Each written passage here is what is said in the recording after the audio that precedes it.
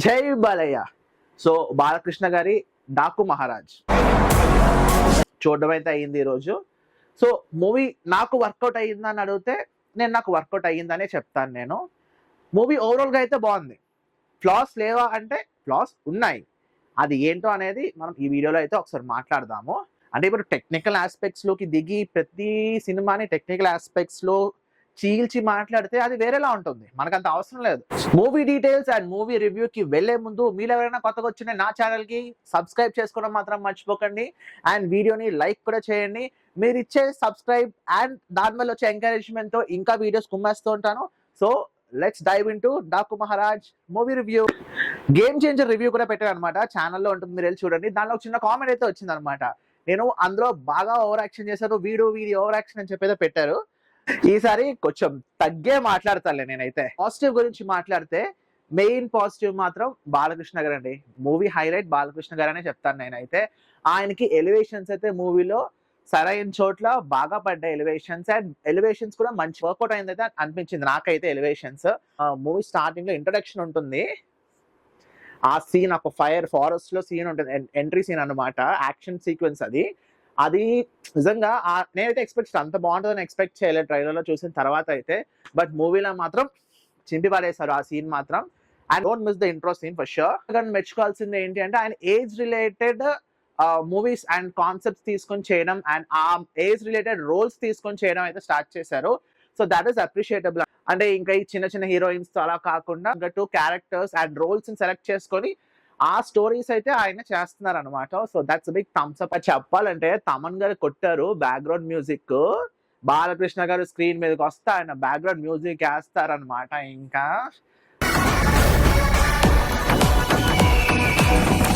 ఇంకా రప్ప ఆడేశారనే చెప్పాలి అసలు ఆ బ్యాక్గ్రౌండ్ మ్యూజిక్ మాత్రం. చెప్తుంటారు కదా రజనీకాంత్ సార్కి అలా బక్కోడ్ ఎలాగో మనకి బాలకృష్ణ గారికి బండోడ్ అనమాట. సో మన తమన్ అదైతే ప్రూవ్ చేస్తాడు. సో ప్రతి చోట బ్యాక్గ్రౌండ్ అయితే అంటే ఇచ్చి పడేసరే చెప్తాను నేనైతే. ఇంకో మెయిన్ గా నాకు నచ్చింది ఏంటి అంటే క్లీన్ ప్రెజెంటేషన్ ఉందన్నమాట. స్క్రీన్ ప్లే చాలా నీట్ గా ఉంది ప్రెజెంటేషన్. బాలకృష్ణ మూవీస్ లో నేను ఇంత క్లీన్ ప్రెజెంటేషన్ చూడలేదు. ఈ టెరైన్స్ లో తీస్తారు మూవీ. అది అంటే ఒక్కొక్క ఏరియాలో ఉంటుంది అనమాట. సో ఒక్కొక్క ఏరియా బాగా చూపించారు అనమాట. చాలా నీట్ గా అనిపించింది నాకైతే. యాక్షన్ సీక్వెన్స్ అయితే చాలా వరకు చాలా బాగున్నాయి. ఫస్ట్ హాఫ్ లో యాక్షన్ సీక్వెన్స్ అయితే చింపి పడేసానని చెప్తాను నేనైతే. ఇంట్రోలో యాక్షన్ సీక్వెన్స్ ఉంటుంది, అది ఫుల్ ఉండదు అనమాట. ఇంట్రోలో యాక్షన్ సీక్వెన్స్ ఉంటుంది, ఎంట్రీ సీక్వెన్స్ అనమాట. అది బ్యాక్గ్రౌండ్ స్కోర్, స్క్రీన్ ప్లే, ఆ ప్రెజెంటేషన్ అంతా కలిపి సూపర్ అయితే అనిపించింది నాకైతే. బేసికలీ స్క్రీన్ ప్లే మనకి ఎక్కడ బోర్ కొట్టదు. స్క్రీన్ ప్లే మంచి ఫాస్ట్ గా మంచి పేస్ లో వెళ్ళిపోతూ ఉంటుంది అనమాట. స్క్రీన్ ప్లే అయితే మాత్రం మనకి ఎక్కడ బోర్ అయితే. సీక్వెన్సెస్ ఎలివేట్ అవడానికి ఇంకో మెయిన్ రీజన్ ఏంటంటే తమన్ గారి మ్యూజిక్ అనమాట. ఆ తమన్ గారి మ్యూజిక్ చెప్పగా మంచి బీట్ లో పడుతూ ఉంటది. అది ఎక్కడ చెప్పగా రిపీటేటివ్ అవుతూ అనిపిస్తుంది, కానీ నాకైతే వర్కౌట్ అయిపోయింది అది. ఇంక చెప్పాలంటే మన బాలకృష్ణ గారి డబ్ల్యూడబ్ల్యూ సాంగ్ తెగ ట్రోల్ అయ్యింది కదా. మూవీలో ఉంది ఆ సాంగ్ లేదా నేను చెప్పగానే మూవీలో సాంగ్ ఉంది. బట్ మనకేం పెద్ద అనిపించింది అనమాట. ఇప్పుడు మన సాంగ్ విడిగా చూసినప్పుడు అబ్బా ఏంద్రా బాబు ఇది అని చాలా మంది అనుంటారు. బట్ మనకు మూవీ చూసినప్పుడు అలా ఏం లేదబ్బా, జస్ట్ అది అలా వెళ్ళిపోద్ది అంతే. సీక్వెన్స్ ఆఫ్ సాంగ్స్ లో అలా వెళ్ళిపోద్ది. మనం కొంచెం చూస్తాం, వెళ్ళిపోతాం, అది ఇంకా మూవీలో ఇన్వాల్వ్ అయిపోతాం. సో అదే నాకు పెద్ద ట్రోలింగ్ ఫ్యాక్టర్ లా ఇంకా ముందు ట్రోల్ చేయాల్సిన అవసరం ఉందని అయితే నాకైతే అనిపించట్లేదు. కుకింగ్ సీన్ ఉంటుంది అనమాట. కుకింగ్ తో చిన్న బిట్ అనమాట, చిన్న బిట్టే ఉంటుంది, ఎక్కువసేపు ఉండదు కానీ. బట్ ఆ ఒక చిన్న సీక్వెన్స్ కెమెరా వర్క్ కానీ కుకింగ్ తో పాటు యాక్షన్ చేసారు చూసారు, నాకైతే బాగా నచ్చింది అది. నెగటివ్స్ విషయంలోకి వస్తే అంటే నేను నెగటివ్స్ అన్న కన్నా డ్రాబ్యాక్స్ అని చెప్పొచ్చు బేసికల్లీ.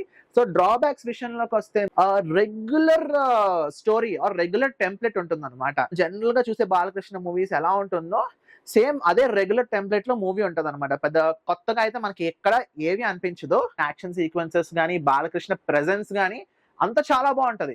కానీ మనకి స్టోరీ ఏదైతే ఉందో చాలా ప్రెడిక్టబుల్ గా ఉంటది అని చాలా సినిమాలో చూసిందే. నా ఒపీనియన్ అడిగితే నాకు ఎలా అనిపించింది అంటే సింహ ఏదైతే స్టోరీ ఉంటుందో సేమ్ అదే టెంప్లెట్ వెళ్ళిపోద్ది అనమాట. ఫస్ట్ హాఫ్ అంతా మంచిగా వెళ్తుంది, మంచి పేస్ఫుల్ గా వెళ్తుంది.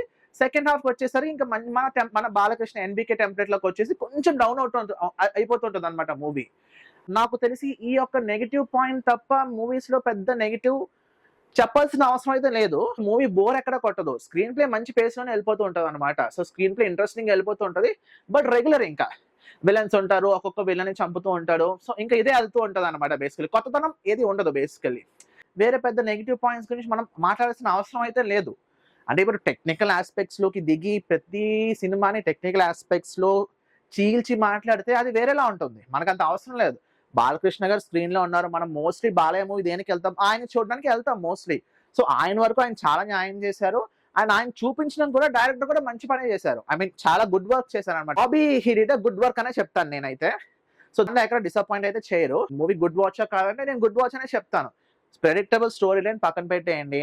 తమన్ గారి మ్యూజిక్ లౌడ్ మ్యూజిక్ ఉంటుంది, బట్ స్టిల్ బ్యాక్గ్రౌండ్ మ్యూజిక్ పడుతూ ఉంటే మనకి ఎలివేషన్స్ పండుతూ ఉంటాయి, ఎలివేషన్స్ వర్కౌట్ అవుతూ ఉంటాయి అనమాట. And Balakrishna screen presence too good. So ఆయన ఏజ్ తగ్గట్టు రోల్స్ తీసుకుంటున్నారు కాబట్టి మనకి ఎక్కడ క్రింజ్ ఫ్యాక్టర్ అనేది ఎక్కడ ఎక్కువ ఉండదు. సో ఇవన్నీ ఫ్యాక్టర్స్ నేను మైండ్ లో పెట్టుకొని చెప్తే movie is a good movie. And నాకైతే వర్కౌట్ అయ్యింది. మీకు వర్కౌట్ అయిందో లేదో నాకు కామెంట్ బాక్స్ లో అయితే చెప్పడం మర్చిపోకండి. అండ్ మీకు ఒకవేళ ఈ వీడియో నచ్చుంటే ఛానల్ని సబ్స్క్రైబ్ చేయడం అస్సలు మర్చిపోకండి. అండ్ వీడియోకి ఒక లైక్ కొట్టండి. అండ్ మీ ఫ్రెండ్స్తో కూడా ఛానల్ అండ్ వీడియో షేర్ చేయండి. సో మీరు ఇచ్చే ఎంకరేజ్మెంట్తో ఇంకా కొత్త వీడియోస్తో వస్తూ ఉంటాను. మనం కుమ్మేద్దాం వీడియో.